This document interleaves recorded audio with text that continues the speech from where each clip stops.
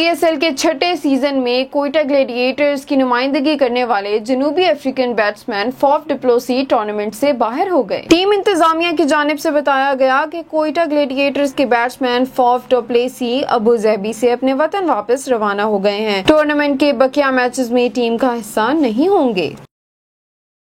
Pakistan super league में Quetta Gladiators के सरफराज अहमद और लाहौर कलंदर्स के फास्ट बॉलर शाहीन शाह अफरीदी के दरमियान मैदान में होने वाले गर्मा गर्मी तो ठंडी पड़ गई, लेकिन अब सोशल मीडिया पर यह बहस अपने अरूज पर पहुंच गई है। किसी ने सरफराज अहमद पर तनकीद की तो किसी ने शाहीन शाह अफरीदी को सीनियर की इज्जत करने की हिदायत की।